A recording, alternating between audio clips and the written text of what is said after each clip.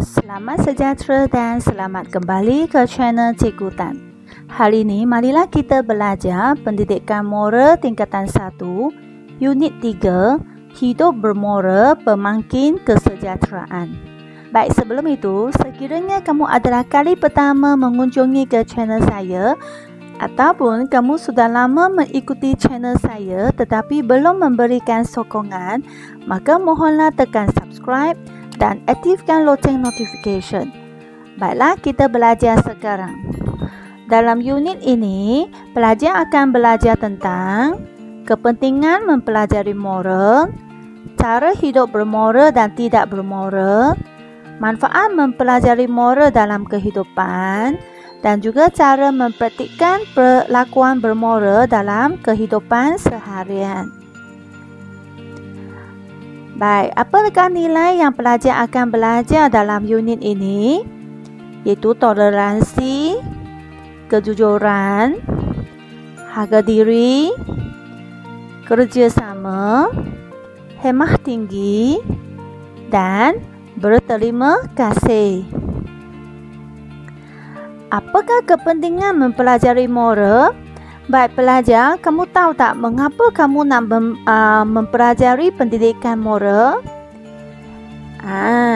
Supaya pelajar boleh menjadi insan yang bermoral dan juga yang berakhlak mulia.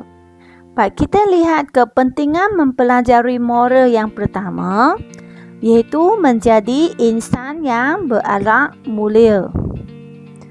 Sebagai insan yang berakhlak mulia, saya sentiasa berfikir, bertingkah laku selaras dengan nilai-nilai murni yang sepatutnya. Iaitu sama ada semasa pelajar berfikir ataupun tingkah laku akan mengikuti nilai yang sepatut. Okey, yang patut ada dekat kita. Okey, misalnya saya sentiasa menjaga maruah diri dan keluarga dengan mentaati ibu bapa saya dan belajar sehingga berjaya. Saya juga mengamalkan perlakuan yang sopan. Ini adalah contohnya. Contohnya, lihat semasa kita berpakaian mesti pakai dengan sopan. Okey, ini juga salah satu menjaga maruah diri. Kita mesti mentaati ibu bapa kita.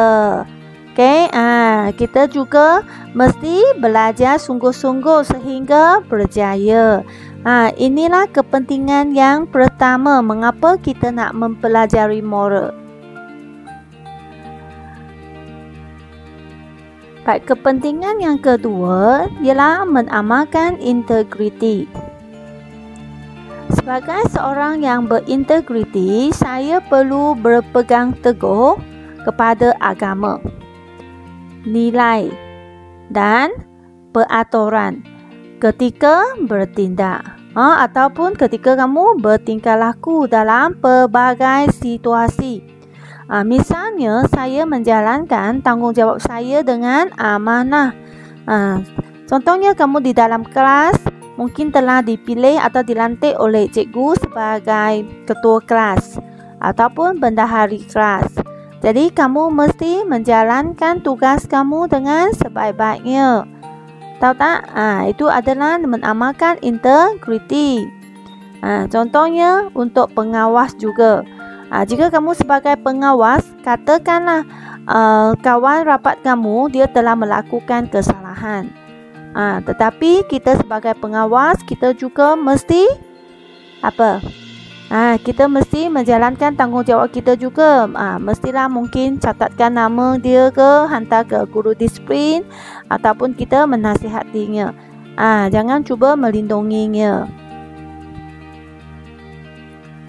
Baik, kepentingan ketiga mempunyai nilai sejagat. Apa maksudnya?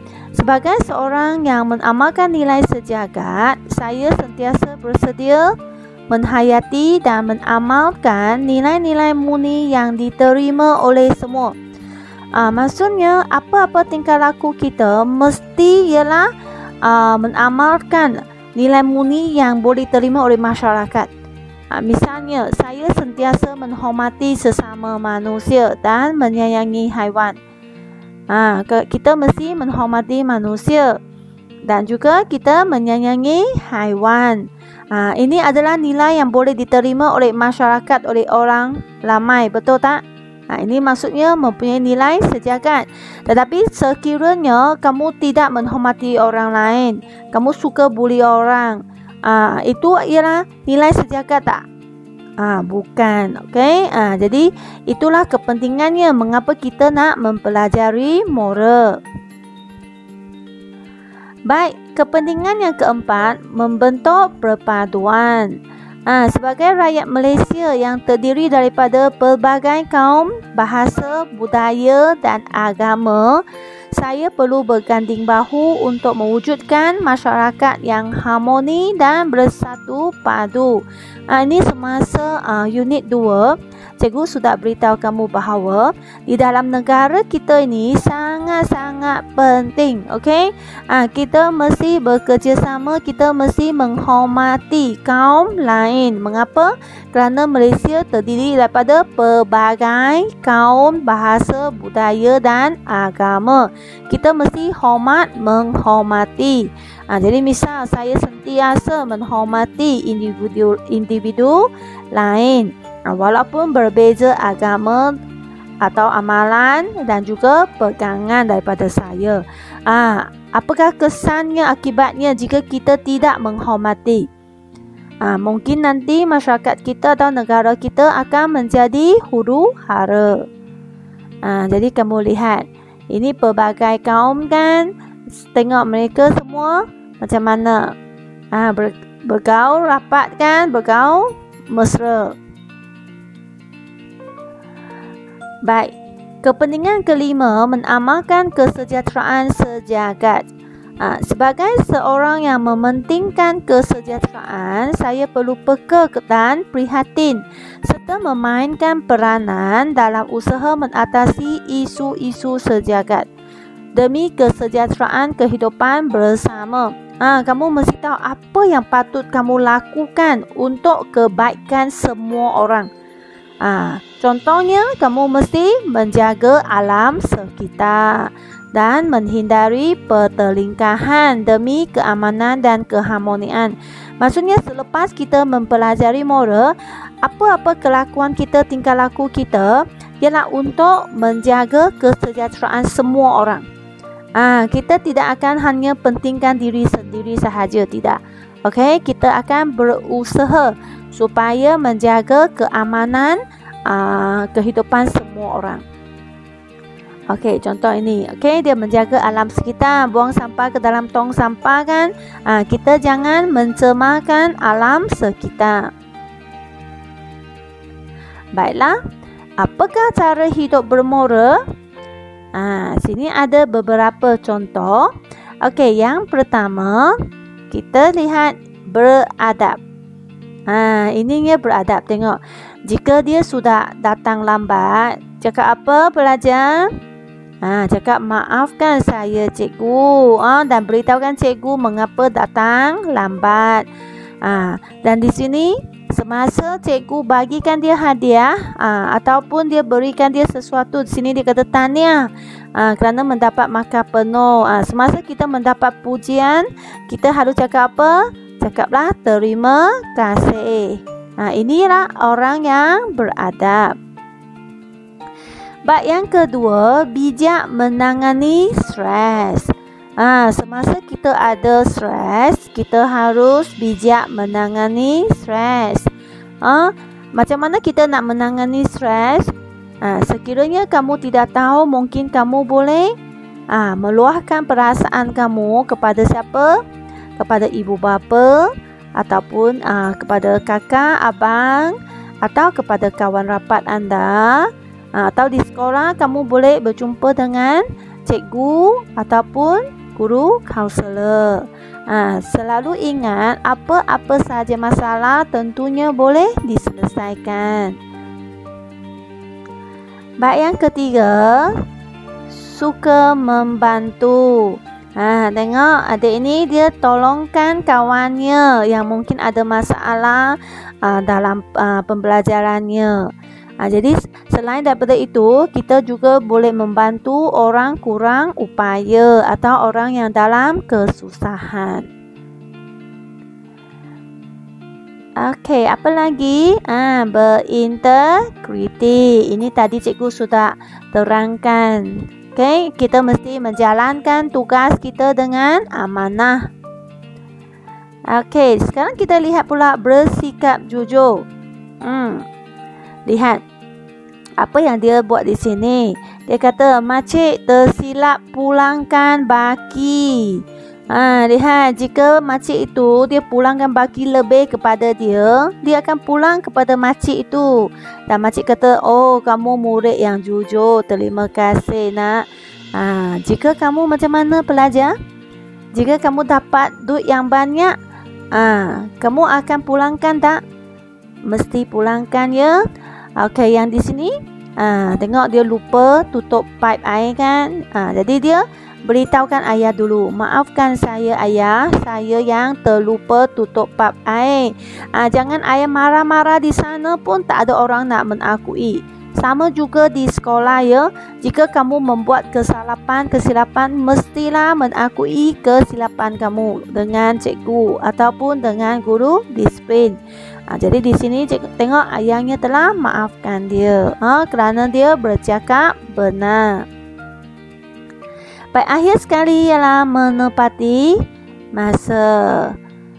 Sekiranya kamu sudah membuatkan temujanji dengan orang lain, kamu mestilah datang tepat pada masa. Tengok ini dia sudah lambat, jadi dia kata maaf.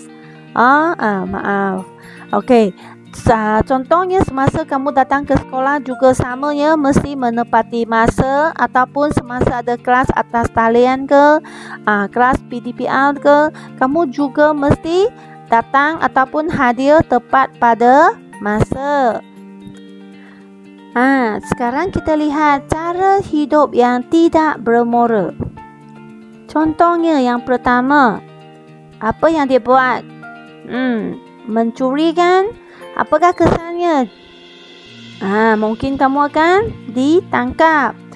Jadi mencuri itu adalah cara hidup yang tidak bermoral.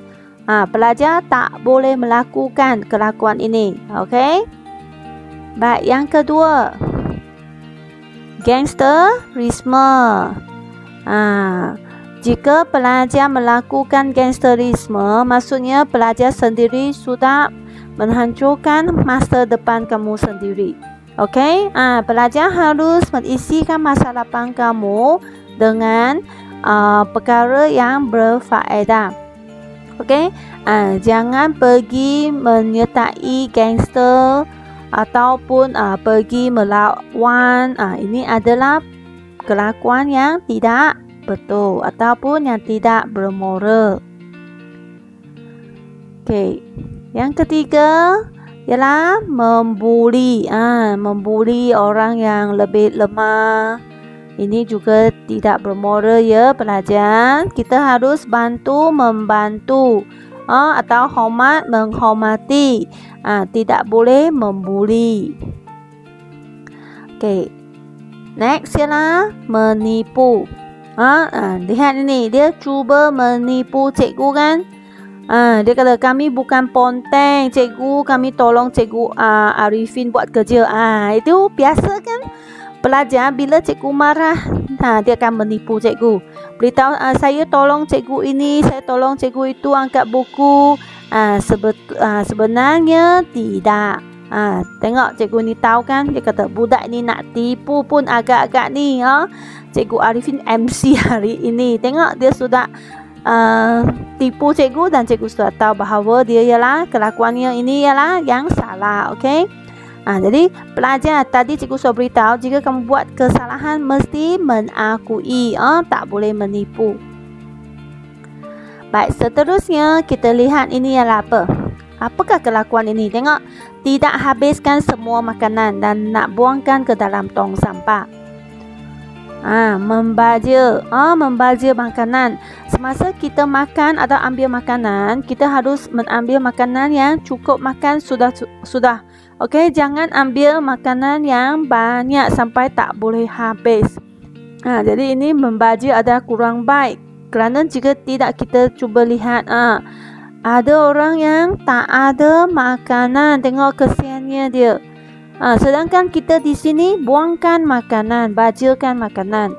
Jadi ini adalah tidak bermoral ya pelajar. Jadi jangan membaja.